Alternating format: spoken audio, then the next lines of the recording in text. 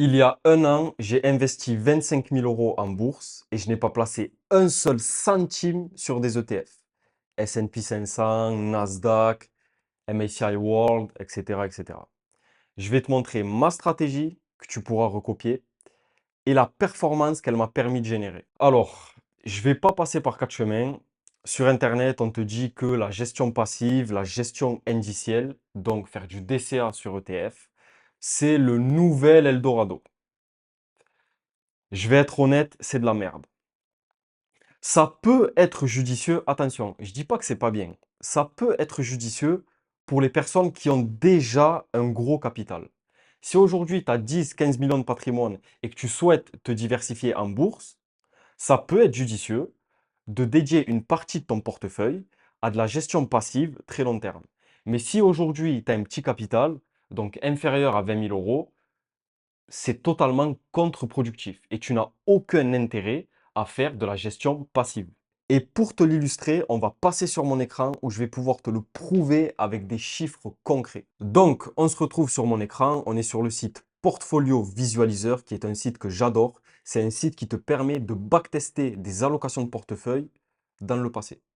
Voilà, le principe du backtest. Donc, on a à gauche le portefeuille Lucas, donc mon portefeuille avec mon allocation, et à droite, un ETF S&P 500, State Street, SPDR.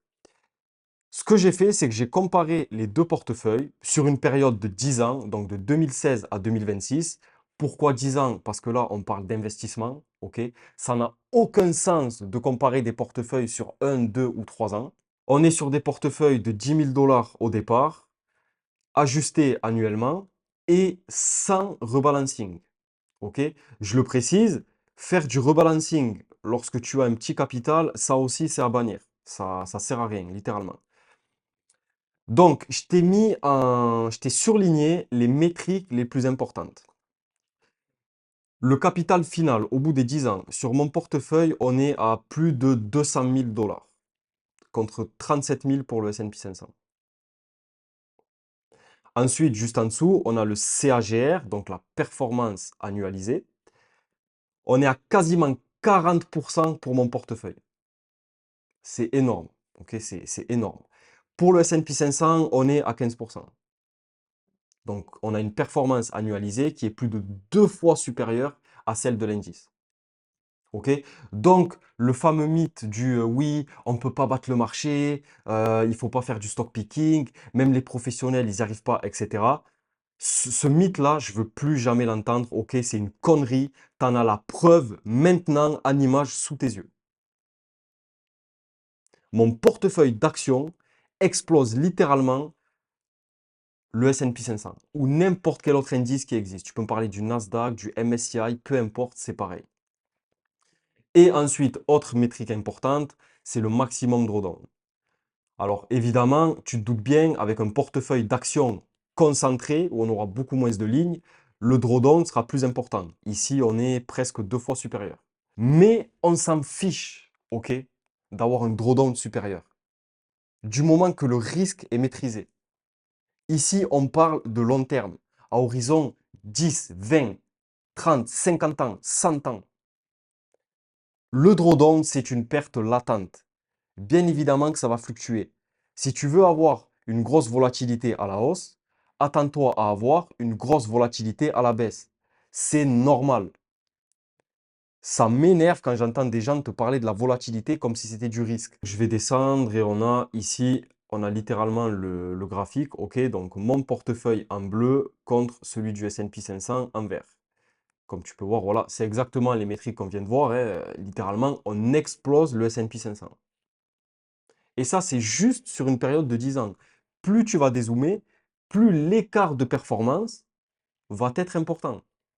L'écart que tu vois entre ces deux courbes, le delta qu'il y a entre les deux courbes de performance, ça c'est large, ça s'appelle, c'est ton coût d'opportunité.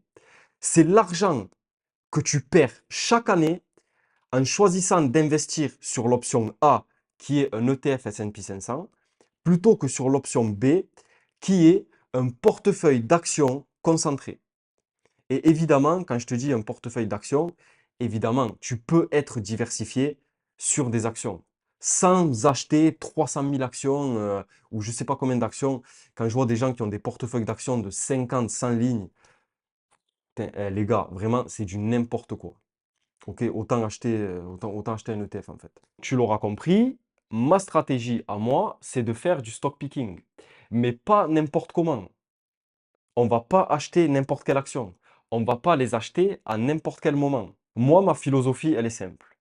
Pourquoi sélectionner un panier de 500 actions où 90% des actions ne valent rien, sont littéralement des entreprises de merde, ok, il faut le dire, alors qu'on pourrait se concentrer sur le 10% restant, et même sur, moi ce que j'aime dire, le 10% des 10%, la crème de la crème, sur les meilleures entreprises qui existent. Les entreprises avec les meilleurs fondamentaux et qui du coup vont fournir les meilleures performances. Alors oui, je le comprends, lorsque tu débutes, ça peut être compliqué de se renseigner, surtout sur Internet. Ça peut être compliqué d'arriver à sélectionner les bonnes actions, à élaborer une bonne stratégie, etc. Ça, je suis tout à fait d'accord. Mais au bout d'un moment, va falloir faire les efforts. Si tu veux des résultats exceptionnels, il va falloir mettre en place les moyens qu'il faut. Si tu veux des résultats différents de 90% des gens, il va falloir faire différent de 90% des gens. Tu ne peux pas faire comme tout le monde, acheter un ETF S&P 500 et t'attendre à avoir les mêmes résultats que moi.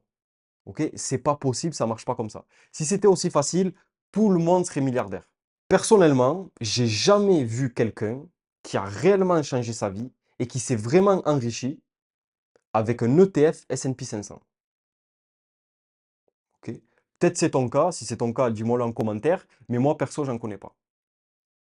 Et évidemment, une fois qu'on aura multiplié notre capital en se concentrant, une fois qu'on aura atteint un capital qui est conséquent, on va dire, là, on va commencer petit à petit à se diversifier. On va commencer petit à petit à diminuer la volatilité globale de notre portefeuille. Mais pas avant, ça n'a aucun sens. Alors, je voulais juste te montrer avant de terminer cette vidéo.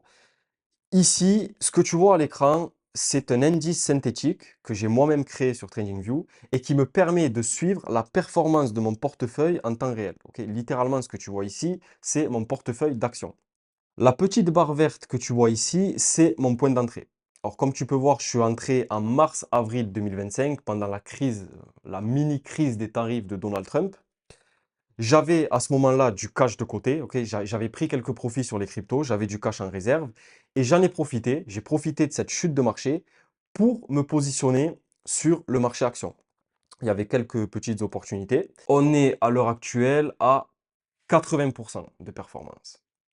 Donc, en un an, malgré les chutes qu'il y a eu, on a eu une petite chute là récemment avec la guerre USA-Iran, mon portefeuille est à plus 80%. Ok, donc, j'ai presque multiplié mon capital par deux en seulement un an. Ok, donc, ce qu'on peut faire, c'est. Alors, attends, on va faire ça. Tac. On va comparer ça au S&P 500. Voilà. Bon, alors, comme je te l'ai dit en début de vidéo, comparer sur un an, ça n'a pas vraiment de sens. Hein, mais globalement, si on dézoome, tu vois ce que je te montrais dans le premier exemple en début de vidéo. Tu vois que la performance ne cesse de se creuser. Tu vois. Si on prend par exemple depuis 2020, le S&P 500, c'est plus 144%, alors que mon portefeuille, c'est plus 450%. Ok.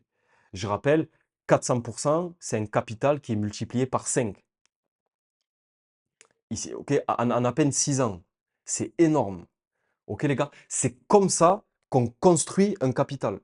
Donc ici, tu revois mon portefeuille d'actifs, ok, donc quasiment 55% en bourse, pour un total de 43 000 euros environ. Donc ça correspond bien à 25 000 euros, ouais, voilà, plus à peu près environ 80%, on arrive aux alentours des 42 000 43 000 euros.